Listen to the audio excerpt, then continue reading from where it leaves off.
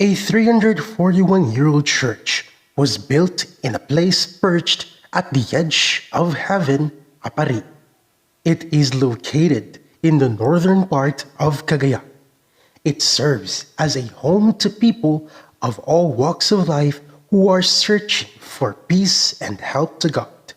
This is Parokia San Telmo of Archdiocese of Tuguegarao, taking you to glimpse the experiences and unfolding the success stories of the faithful. Greetings in the name of the Lord.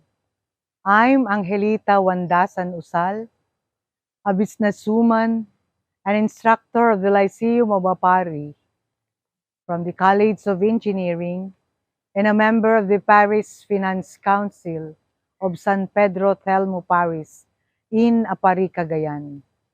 Aparri, which is located at the northernmost tip of the Philippines. Remember the Itbulaga song, Mula Aparri hanggang Holo, is one of the oldest parishes in Cagayan, established in the year 1680 by the Dominicans. Aparri can be characterized as both rural and urban, or we call it urban because the setting in the centro or town proper with the 5 adjacent barangays is densely populated, while the remaining 6 barangays is a farming community. Aparri is a first-class coastal municipality dependent on fishing and agriculture for its economy. What is worth mentioning, moreover, is the Catholic faith of our community. Our families are deeply religious and pious. We have a well-known devotion to the Blessed Virgin Mary, whom we can run to for protection and care, especially during the COVID-19 pandemic. Hi, I'm Pachi Abad, a former banker, a certified public accountant, and now a cashier for the Cagayan State University and a member of the Parish Finance Council. The COVID-19 pandemic that has affected the whole world, including the restrictions and protocols implemented, has also affected the parish church.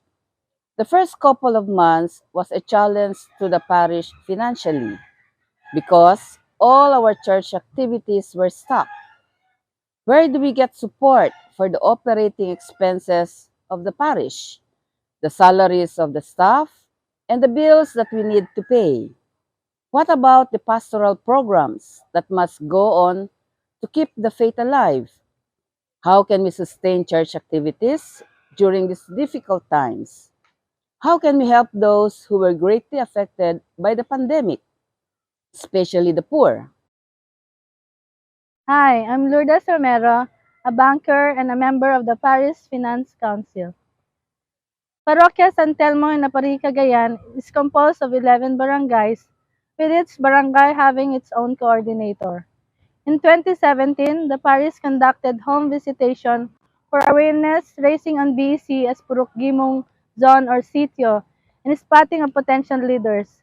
To date, we have 72 BEC Purukgimong with our own BEC workers.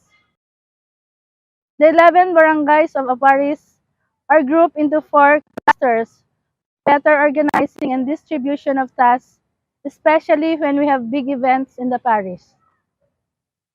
The BEC Purukgimong or cluster of Puruks have their own workforce in consonance with the pastoral programs of the parish. There is worship ministry which we call Mapagtalkan Panagdaydayaw or stewards of worship, education ministry which we call Mapagtalkan Panagainadal or stewards of formation, social action ministry which we call Mapagtalkan Pinagsisinnerbi or stewards of service, and the Mapagtalkan Wagas Financial or stewards of finance. Trainings and seminars are regularly given to the different ministries of the parish, and they renew their promises and commitment in serving the church every year. In fact, the parish is gifted with 55 lay ministers, 129 lectors and commentators, and 90 gift ministers. The dedication, perseverance, and commitment of the BEC workers in sharing their time, talent, and treasure to implement the ongoing pastoral programs and activities help the parish to reach out to the families in the small communities, the unchurched, and the poor in spirit. In March 15, 2020, when the lockdown was declared due to the pandemic and while the nation was under the enhanced community quarantine, the doors of the church were closed to the public. It's like any other parishes in the Philippines. All our activities, even on the BCC Purok Gimong, were put on hold. There were so many restrictions, and the people have to follow the safety protocols of the IATF. Nurturing God's gifts. Thanks to advanced technology, the Parish Church continued its mission through the celebration of the daily Mass and Sunday Mass via live streaming. Our Holy Week celebration were beamed via live streaming. In some BEC Purukgimu who do not have internet, the BEC workers distributed modules to be used for the celebration of the Paschal Triduum in the homes. We call it Rambak Triduo Pascual Itibukod da Pagtaingan. In the celebration of our annual town fiesta in 2020, the church gradually opened her door to the parishioners, following strict COVID protocols like 10% capacity, physical distancing, temperature check, hand sanitation, and no face mask, no face shield entry policy with a contact tracing registry. Meetings were held for busy workers and coordinators on how we will go back to our usual ways of doing purok gimong activities. Like a good steward, we need to nurture and cultivate the gifts. The parish then prepared modules to educate the families about COVID-19 and the health protocols to follow, as well as the pastoral programs to implement. They were all distributed to the families in the barangays. The pandemic has closed our parish church, but not the domestic church, the church in the home. I quote from the Most Reverend Rick Bakay, D.D., Archbishop of Tuguegarao, say, "We, as a local church, must work closely together to make the family truly a domestic church." With our strong faith in God and our commitment to serve, we started to go back to the Puruk and conduct a regular swap or Sunday worship in the absence of a priest, always putting in mind the safety protocols of our trust in the Lord. We were able to slowly overcome our fear of COVID. We knew then that COVID is here to stay, and we have to deal with it and live with it. We conducted Puruk activities one after the other. We went from house to house to distribute family prayer guide booklets in English, Ilocano, and also Ibanag. The prayer booklet will accompany the family in their daily prayer and eventually to make prayer as integral part of their daily lives. Our children in the community were not left behind. They were given family-based catechism by giving them coloring booklets. We asked the parents to guide their children, and these moments became a bonding time for the parent and the child. The catalects were distributed weekly from Aralin 1 to 15 in the form of short stories and parables in the Bible. At the end of the story, there is a box where they will write their learnings. The stewards of education or our busy workers made sure that catechism has to continue despite the pandemic. The month of October is one of the most awaited in the parish because Aparrianos are known to be faithful devotees of Our Lady of the Holy Rosary. Instead of having the daily rosary in the barangays, the BEC workers introduced it in the Puruk. It has been the tradition of the Aparrianos to give their daily love offerings for 31 days in honor of Mama Mary. A family is assigned to lead the community in praying the Holy Rosary every 6 p.m. Daily reflections are also being read by the lay minister. Even if the pandemic was raging, prayer and worship for God has to be cultivated and nurtured by the community. In celebrating All Souls Day and All Saints Day, families in the Puruk are given leaflets for their prayers for the dead and with Bible readings and prayers of the faithful. Masses were also celebrated in the church and in the public cemeteries. Celebration of Christ the King was done in the parish grounds. Procession was within the parish grounds. Each cluster was given booths to decorate with the altar of the Blessed Sacrament. In the month of December, our BEC workers were challenged on how to come up with the first Holy Communion of the grade 4 learners. Again, we implemented this per purok. Since we deal with minors, we have to ask permission from their parents. Catechism was done in the barangay hall. Parents were very cooperative despite threat of COVID. The traditional Dawn Mass was celebrated in the church with live streaming. Likewise, in the BEC Purok Gimong, we conducted a 9-day clap, our Christmas liturgy in the absence of a priest, which was administered by our lay ministers. This was done in the afternoon to give way to parishioners who cannot attend the Misa de Gallo. We celebrated Christmas with no parties and less food on the table, but with high hopes that the pandemic will end soon. Yes, we were not spared from the COVID virus. Some BEC workers were infected, others were hospitalized, others had a near-death experience, and unfortunately, there were BEC workers in the parish who did not survive COVID. At some point, COVID-19 stopped us from things we wanted and loved to do. Families were separated due to work and were afraid they might not see their families back home. Others lost their jobs, businesses were closed. Maybe it's God's way of saying to us, "Give me your time, talent, and treasure." As a good and faithful steward, we all rose to the challenges of the pandemic. Prayers are our best weapon to face the greatest challenges of COVID-19. We all believe God answers prayer.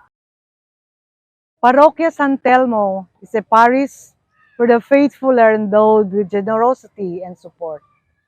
Our strong faith in God helped us through this pandemic. Even when restrictions are there, the parish continuously advocated support for the church.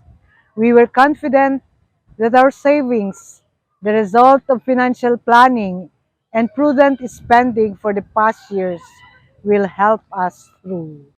The funds of the parish were set up based on needs and purpose. First, the parish operating fund. This fund is intended for the daily operations of the parish. Receipts from the regular sources, such as mass intentions, stall fees, and other income. They only slightly decreased during the pandemic. In fact, the pandemic gave us the opportunity to end the arancel because the faithful were suffering. So we did not want to put greater burden. Despite this, the parish was able to manage its fund by operating within the budget and identifying its priorities. Second, sagot ti Apo or gifts of God. Parishioners remained to be good stewards of God's gift during the pandemic. They were loyal to their stewardship envelopes. The Sagot ti Apo offerings of 856,165 pesos and 671,573 in 2020 and 2021 respectively support the pastoral programs of the parish during the pandemic, like giving Bibles to all the families in the Purok, modules for the Holy Week in the homes, family catechism in the home, swap, clap, and novena in the homes. Black Rosary Fund. For the whole month of October, the parishioners of San Telmo pray the rosary in the different zones. Despite the pandemic, the generosity of the Parianos were once again proven through their love offerings.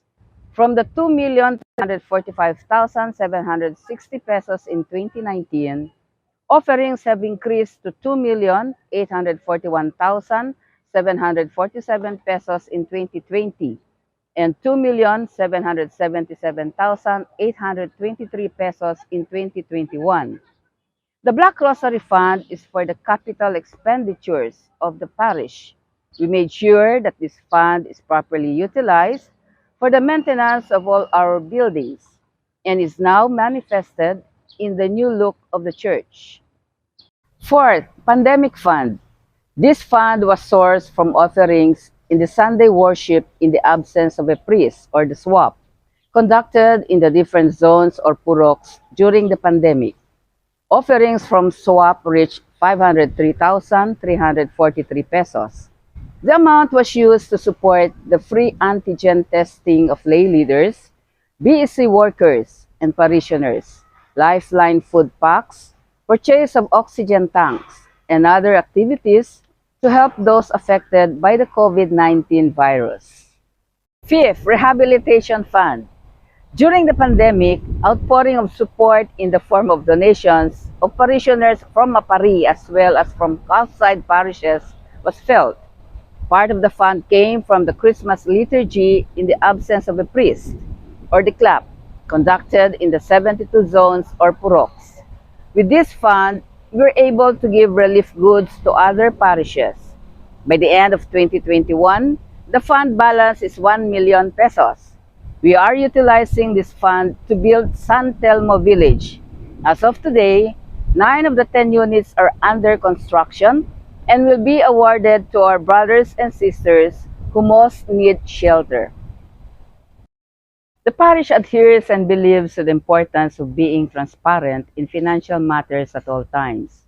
The parish achieves this by having a working computerized accounting system and by regularly presenting financial reports because we, the members of the Finance Council of Parokia San Telmo, together with our parish priest, Father Manny, believe that the people deserves to know the extent of the support accorded the church and where the sources are to be given and served. Even if everyone is affected by the pandemic, the love for the church is so much manifested by the generosity of the people. We all keep our faith together.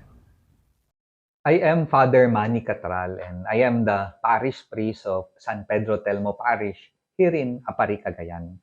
So, what did we learn from our pandemic experience? First, small is beautiful.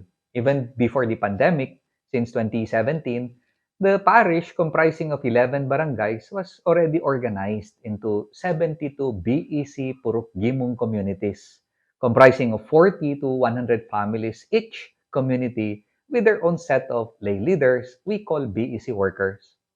The BEC workers minister to the families in the Purok by organizing worship activities, education, and social service activities. They are also the promoters of stewardship by encouraging the families in the Purok to participate by giving their tithes to the stewardship envelopes we call sagot tiapu or gift of God. The force behind the stability of the stewardship program is the commitment of our lay leaders. This is the second thing that we learned. They are the backbone of all the pastoral programs of the parish. They continuously share their time, their talent, and treasure to cultivate the faith of the families in the Purok. And this is where the stewardship spirituality is very important. Stewardship was introduced in the parish in 2009, but continuous education and integrating the values of stewardship into our pastoral programs cemented the practice. This is the secret. We did not put up a separate commission or organization for stewardship. Rather, we integrated the spirituality of stewardship into our liturgies, our recollections, our retreats, our financial management. Stewardship is a spirituality and not just another task or a group in the parish.